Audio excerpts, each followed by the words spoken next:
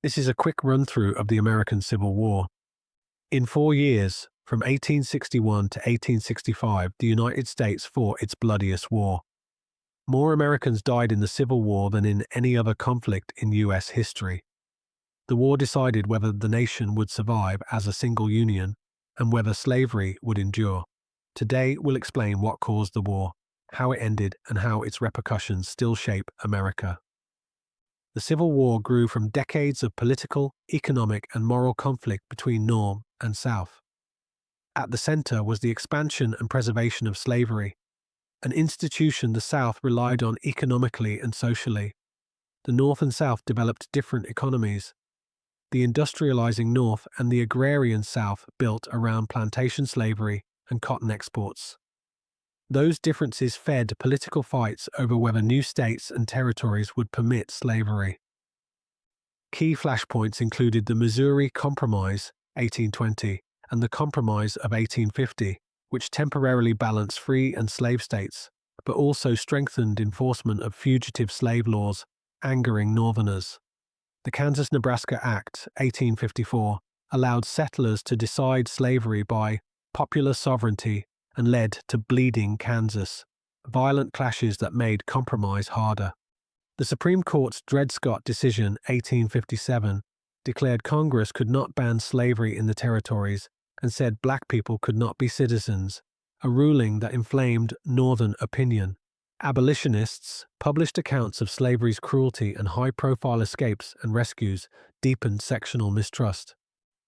Finally, the election of Abraham Lincoln in 1860, with no electoral votes from the South, convinced many Southern leaders that they had lost political power. Beginning with South Carolina in December 1860, 11 states seceded and formed the Confederate States of America under Jefferson Davis. 4 slave states, Delaware, Maryland, Kentucky, and Missouri, remained in the Union despite permitting slavery. The stage for war was set. The war began in April 1861 when Confederate forces fired on Fort Sumter in Charleston Harbor. The garrison surrendered, and President Lincoln called for volunteers to put down the rebellion. 4 more states joined the Confederacy. Both sides expected a short war. Instead, the first major engagement at First Bull Run, Manassas, in July 1861 showed this would be long and bloody. Early Union strategy aimed to blockade southern ports and split the Confederacy along the Mississippi River, the so-called Anaconda Plan. Southern strategy emphasized defending territory, seeking recognition from Britain and France, and wearing down Northern will. 1862 to 1863 were decisive years. The Battle of Antietam, September 1862, was the bloodiest single day in American history. Though tactically inconclusive, the battle is widely regarded as a strategic Union victory, giving Lincoln the political space to issue the Emancipation Proclamation on January 1, 1863, which declared enslaved people in Confederate-held territory to be, then, thenceforward, and forever free. Emancipation transformed the war's aims. It made abolition an explicit Union objective, discouraged European powers from recognizing the Confederacy, and allowed black men to serve in the Union Army and Navy. By war's end, nearly 200,000 black soldiers had fought for the Union. In July 1863, 2 crucial victories tilted momentum decisively toward the Union. Gettysburg in Pennsylvania, the largest battle ever fought in North America, and the fall of Vicksburg on the Mississippi. Together, they halted Lee's invasions of the North and split the Confederacy in 2. By 1864, Union strategy under Ulysses S. Grant was relentless. Engage Confederate armies continuously and destroy the South's ability to wage war. In the West, William Tecumseh Sherman captured Atlanta and then marched to the sea, destroying infrastructure and civilian supplies while generally avoiding the deliberate killing of civilians, a campaign intended to break Southern morale.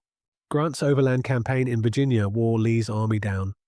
Exhausted, undersupplied, and outmatched in manpower and industry, the Confederacy collapsed. On April 9, 1865, Robert E. Lee surrendered the Army of Northern Virginia to Grant at Appomattox Court House, the symbolic end of major Confederate resistance. Within weeks, other Confederate forces surrendered. The war abolished slavery. The 13th Amendment, ratified in December 1865, legally ended slavery throughout the United States. But the assassination of Abraham Lincoln in April 1865 left leadership of Reconstruction to Andrew Johnson and then a Congress dominated by radical Republicans with widely different visions for the South. Reconstruction, roughly 1865 to 1877, produced important gains. The 14th Amendment guaranteed birthright citizenship and equal protection. The 15th Amendment aimed to protect black men's voting rights. Federal troops briefly enforced civil and political rights in the South. Black men served in elected office at local and national levels.